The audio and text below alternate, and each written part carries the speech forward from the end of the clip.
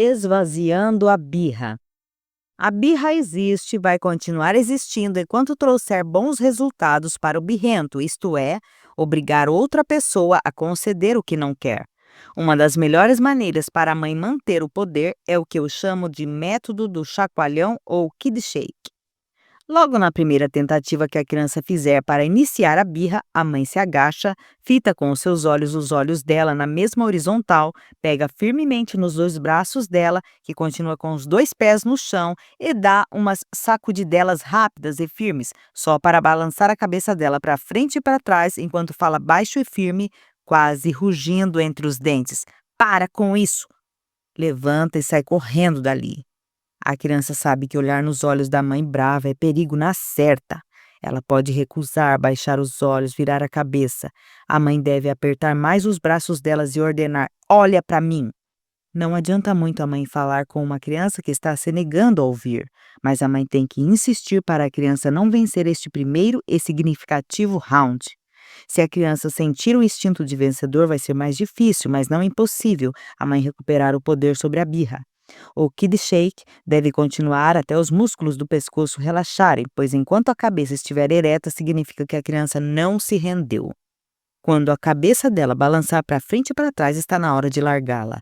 Nesse momento, a mãe levanta com o birrento talvez um pouquinho, bem pouquinho zonzo, e sai depressa, quase correndo do local. Deixa o filho no local. Quando ele perceber o que aconteceu, sairá correndo atrás de você.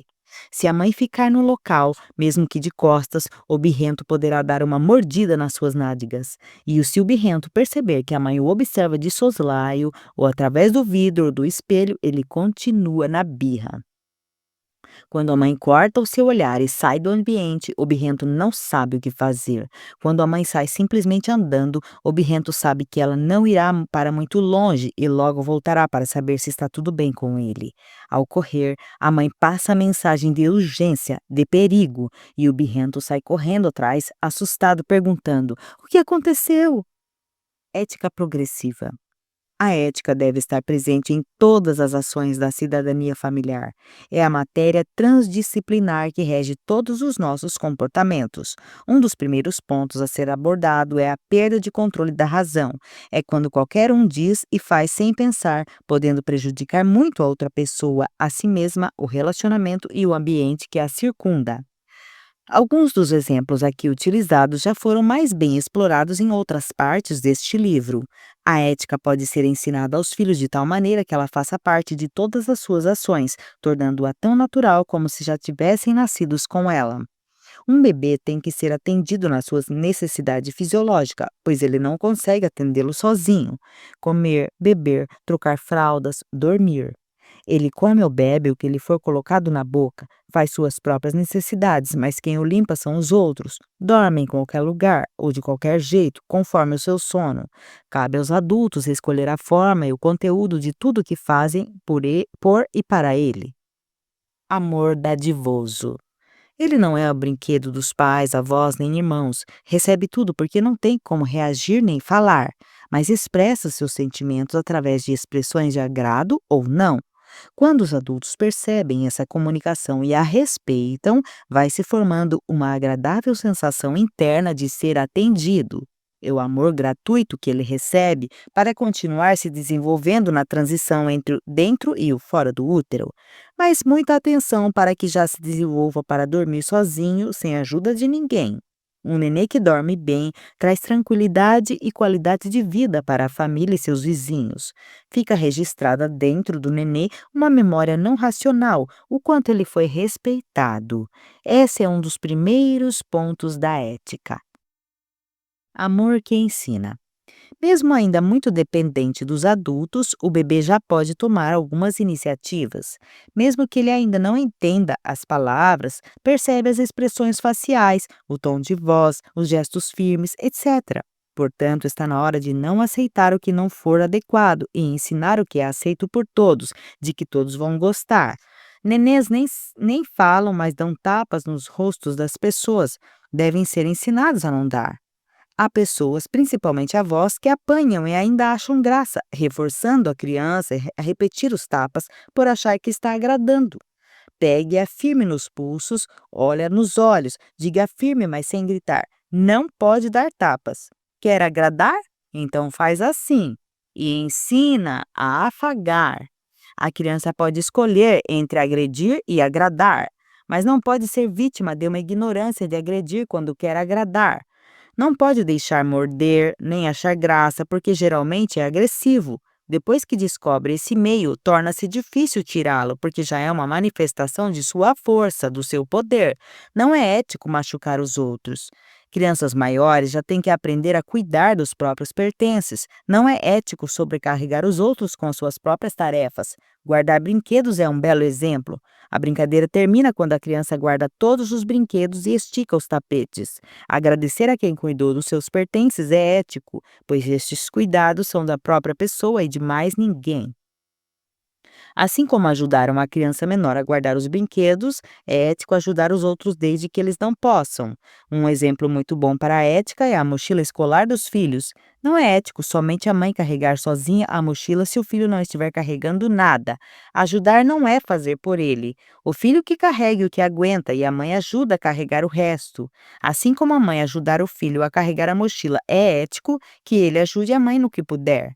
Com uma mãe sobrecarregada com tantas tarefas em casa, não é ético o filho permanecer na frente da televisão, aborrecido por não ter o que fazer. Os pais dão telefone celular para os filhos poderem conversar com eles. Não é ético não atender os chamados dos pais, seja onde for. Quem não atende os pais não tem por que ter um telefone celular.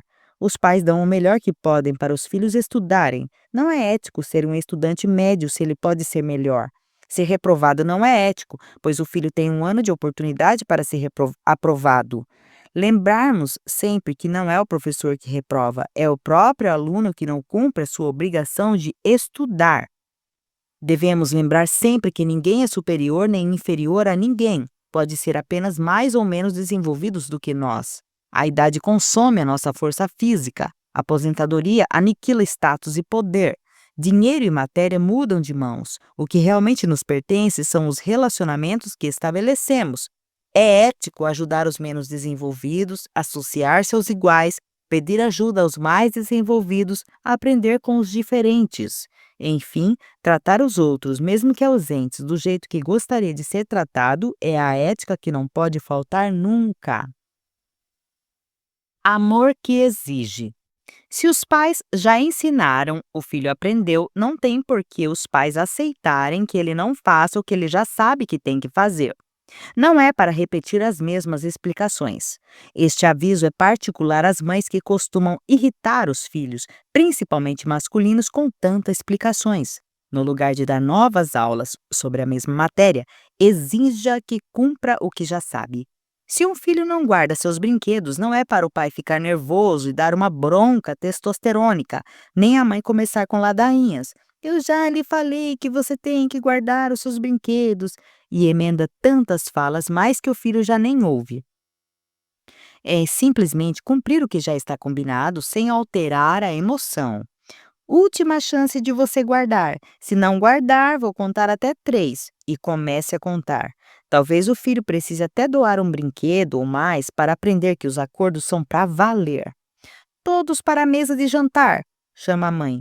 Um dos filhos responde: Não estou com fome. Acabei de comer um sanduíche. No lugar de ficar brigando com ele, exija que ele sente a mesma mesa, mesmo que não coma, porque o que vale é a reunião do que a comida. Se não comer, assim que terminar o jantar será tudo recolhido.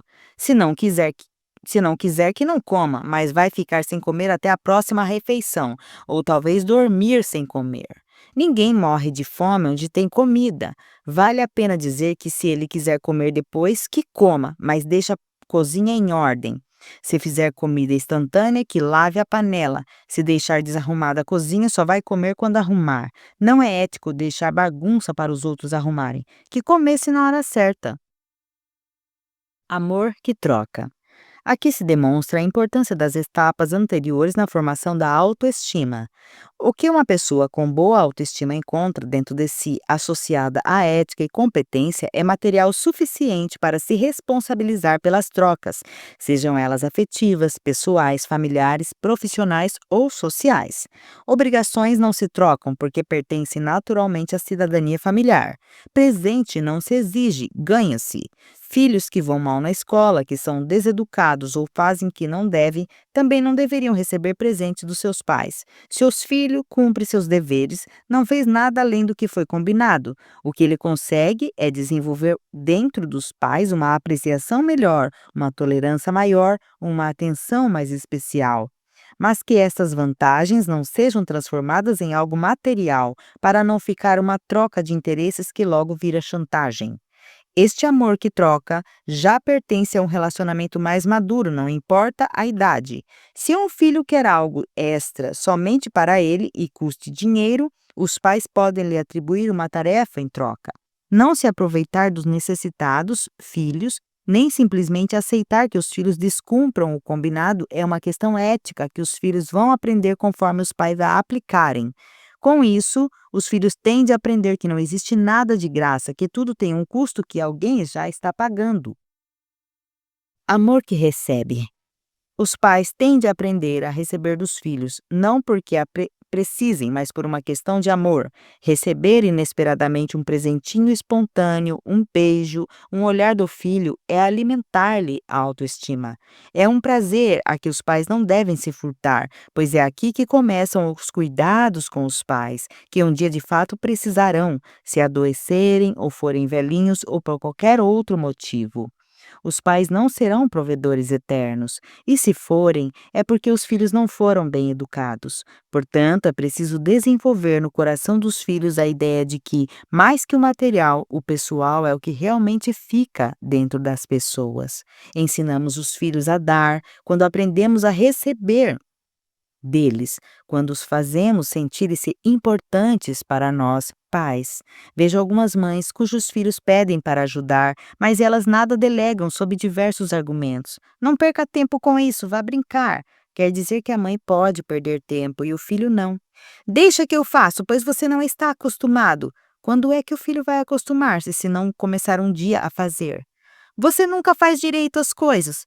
Eu, supermãe, sou perfeita e você é um incompetente eterno. Esta é a melhor maneira de desenvolver a incompetência no filho, etc. Esses tipos de conduta são um desestímulo à cidadania, à formação da autoestima e o desenvolvimento da ética. Ciúme, veneno do ciumento contra si mesmo. Uma criança pode não suportar o ciúme e agredir seu irmão diretamente, danificar os pertences dele ou estragar objetos da casa. Ciúme é um sentimento de que ninguém está livre. O ciumento, tendo perdido a cabeça, foi destrutivo, porque soltou suas emoções mais primitivas. Os pais têm que educá-lo. O primeiro fazer um levantamento de tudo o que foi prejudicado: o irmão, os pertences, o relacionamento, a casa. Ele não poderá ter esses comportamentos retrógrados, porque ele mesmo é o maior prejudicado por ter que arcar com as consequências do estrago, além de provocar indisposição nos pais. Ele terá que ser progressivo. No lugar de estragar o irmão, valeria mais a pena ele progredir e assim receber o mesmo ou mais que o irmão recebeu. É claro que há pais que exageram ao agradar um filho e, por mais que o outro faça, não é nem notado pelos pais. Portanto, antes de tomar qualquer atitude, vale a pena os pais refletirem se eles não estão sendo tendenciosos. No exemplo acima, a ética fez falta nos comportamentos do ciumento. Os pertences e a casa nada têm a ver com ciúme. Os pais, se dessem atenção ao ciumento por causa do seu mau comportamento, também não estariam sendo éticos. É ética também a explicação dos motivos da preferência que os pais têm pelo outro. Se este trata bem os pais, cuida dos pertences dele, mantém o quarto em ordem, não humilha os empregados, pensa no bem das outras pessoas, estuda para aprender. O mundo prefere pessoas assim e detesta os comportamentos do ciumento. O ciumento tem que melhorar as manifestações do seu ciúme ou melhorar a si mesmo, o que é mais ético e progressivo. Um dos grandes motivos do ciúme é que o ciumento se sente desprestigiado. Quando o pai ou a mãe está com os irmãos, o outro percebe que o pai e a mãe não está com ele. Geralmente, este não se lembra de quando o pai ou mãe estava com ele e o irmão ficou sozinho. Profissão: estudante. Quem sustenta essa profissão? É um contrato de trabalho muito apertado para os pais e muito folgado para os filhos, para os estudantes. Os pais dão o melhor que podem e conhecem para que o filho estude, mas este, além de não estudar, faz um esforço apenas suficiente para passar de ano. Onde está a relação custo-benefício? É inaceitável que um filho seja reprovado na escola. Os pais não devem cobrar o que deram, mas é preciso ensinar o filho a se comprometer com as suas responsabilidades, porque isto é gesto de cidadania com ética progressiva. Ele também tem que dar o melhor de si nos estudos. Se lhe foi passada a responsabilidade de estudar, não é só necessária a prática de o filho corresponder ao compromisso, mas também a necessidade de os pais cobrarem resultados dele. A reprovação já começa a ser percebida nas primeiras provas escolares, basta que os pais acompanhem os boletins e relatórios. Caso não o façam, corre um risco de estar sendo negligentes. Cabe aos pais estabelecer o princípio das consequências já nas primeiras falhas. No contrato do estudante com os pais, feito no começo de cada ano letivo, deve constar o objetivo do final do ano com metas mensais. Para bons estudantes, os pais podem relaxar, mas não descuidar. Para os maus, é bom os pais ficarem em cima do que combinarem. O futuro profissional e a qualidade de vida do filho e dos pais é que estão sendo preparadas hoje. Não é justo para os pais investirem tanto nos estudos dos filhos e estes, além de não corresponderem, ainda os sobrecarregarem às vésperas de provas importantes. As provas deveriam ser simplesmente constatações de que os filhos aprenderam. Nas disciplinas em que não estiver bem, os pais devem combinar um método próprio para estudar em casa, dividindo-a em pequenas partes a ser vistas diariamente, um pouco da matéria dada antes da prova em que foi mal e da que veio depois da prova. Isto tem que ser cobrado sistematicamente, isto é, quase diariamente. E não é difícil de ser executado. O filho estuda quando e como quiser, mas tem que dar uma explicação do que estudou ao pai ou mãe usando as próprias palavras. Isto é bom para os pais e para o filho, pois aumenta o convívio e os pais tomam conhecimento do que o filho está aprendendo na escola. Não vale o filho apenas repetir o que estudou, pois isto é decoreba, uma engolição das informações. Hoje estamos na era do conhecimento. Quando o filho tem que usar as próprias palavras, antes ele teve que entender, depois incluir no seu corpo de conhecimento para então poder explicar. O grande lucro está no aprendizado. A decoreba é um produto perecível e descartável. O aprendizado leva ao conhecimento, que pode melhorar a vida do filho e de todos ao seu redor. Caso o filho não consiga explicar aos pais, é porque não sabe. Merece as consequências, como já vimos, perder os privilégios previamente combinados. Não são perdas definitivas. Se tiver uma balada importante para ir, é bom que ele saiba que somente sairá se explicar direitinho o que estudou. Caso contrário, ficará estudando enquanto todos os seus amigos se divertem na balada. Os pais percebem nessa hora como os filhos são esforçados, inteligentes e até empreendedores para descobrir novos métodos de aprendizado. O melhor de tudo isso é a responsabilidade que o filho desenvolve dentro de si, o interesse sobre a matéria que antes nem sequer entendia, mas já odiava, e ter um novo olhar sobre o professor e o aprendizado. No lugar de criticar as escolas, os pais têm que complementá-las no que for possível, pois é do maior interesse da família que seus filhos sejam vencedores. Uma das grandes falhas é o método decoreba de ensino. Não é o que as escolas querem, mas é o que acontece com as escolas que avaliam os alunos somente com provas mensais, bimestrais. Os alunos passam a estudar somente nas vésperas das provas. É como se trabalhassem somente nas vésperas do recebimento dos salários. O objetivo é capacitar os filhos e não simplesmente aprová-los. Uma boa parte de estudantes são aprovados, mas continuam analfabetos funcionais, não compreendem o que leem. Desta maneira, os alunos estudam, isto é, decoram o mínimo possível somente para os exames, e os professores os aprovam com a nota máxima possível quando não adotam o sistema de progressão continuada. Este sistema governamental de aprovar todos os alunos sem avaliação, além de não ter a ética progressiva, já nasceu falido, pois contraria todas as leis de mercado do custo-benefício. Pelo fato de o governo dar uma ajuda de custo a quem não tem emprego, há muitas pessoas que não querem ser registradas, nem um pouco ético-progressivo, para não perderem o Bolsa Família. Assim também, um filho que receba de graça tudo dos pais pode atrofiar suas competências, ceifar suas motivações de vencer na vida. Um país não tem como se desenvolver se vive dos mínimos. O funcionário, estudante, produz o mínimo possível para não ser despedido ou reprovado. A empresa paga o mínimo possível para que ele não peça demissão, que é abandonar os estudos. Assim também, uma família não conseguirá vencer por gerações se no lugar de sucessores e empreendedores tiverem herdeiros esperadores. Olá, tudo bem? Eu sou a Rosiane e gostaria de pedir para você curtir, compartilhar e comentar alguma coisa aqui na nossa audioteca.